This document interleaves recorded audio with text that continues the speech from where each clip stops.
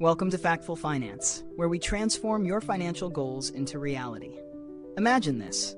You're working with a tight budget, but you dream of having a strong, diverse investment portfolio. How do you get there? The good news is, starting small doesn't mean you can't grow big. You just have to know how to make your money work smarter, not harder. Now, before we dive in, let me remind you, this content is for educational purposes only. Listing apps or products here doesn't mean we're endorsing them. Always consult a professional for personalized financial advice. All right, let's break down how you can start investing with a small budget and build that portfolio over time. The first thing to understand is that the earlier you start, the better. Investing is a long-term game. Even small amounts can compound into substantial sums. But where do you begin? It all starts with knowing your options. For example, Liam, a recent college grad, only had $50 a month to invest. While that's a modest amount, Liam got smart about his strategy. He opened an index fund account with a popular brokerage where he could invest in the entire market for a low fee. This allowed him to grow his money without needing to pick individual stocks. Over time, those small monthly contributions added up. He wasn't just investing, he was building a financial habit that paid off in the long run. Step 1. Automate and start small. First off, automating your investments is key.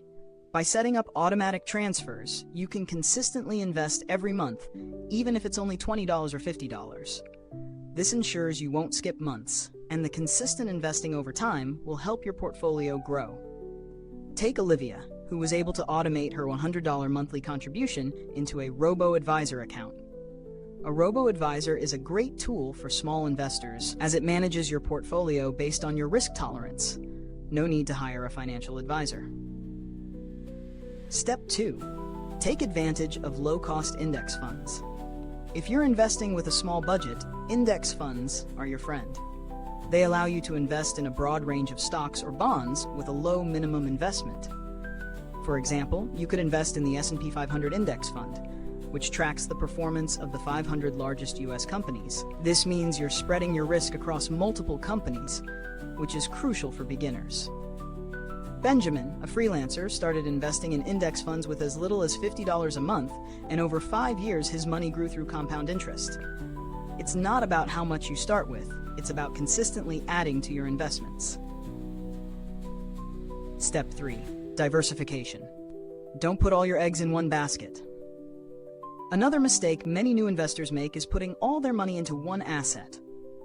Diversification helps spread the risk and maximize growth potential. Even if you're starting small, you can create a diversified portfolio by investing in a mix of stocks, bonds, and even real estate investment trusts, REITs. Let's look at James. He's a teacher with a modest salary, but he's been able to diversify his portfolio by investing in both index funds and REITs. This approach helps protect him in case one investment doesn't perform well while still positioning him for long-term growth. Step 4.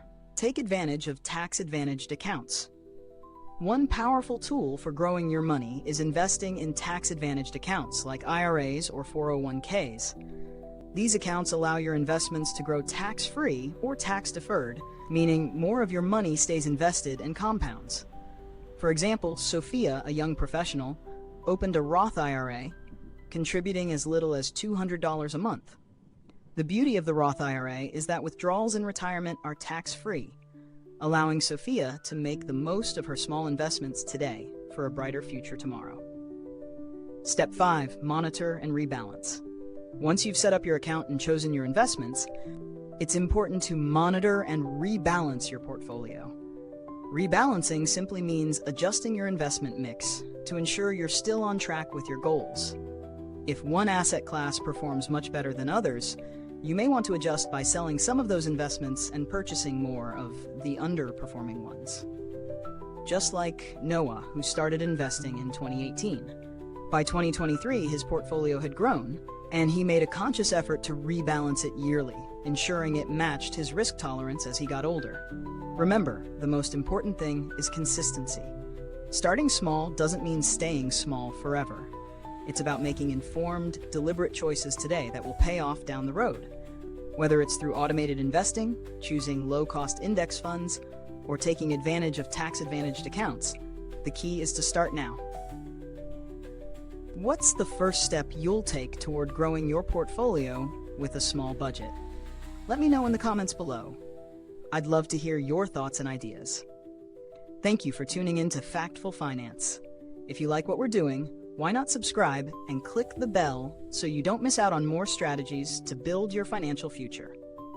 Check out the video on the screen next. It might just give you the boost you need to keep moving forward with your financial goals.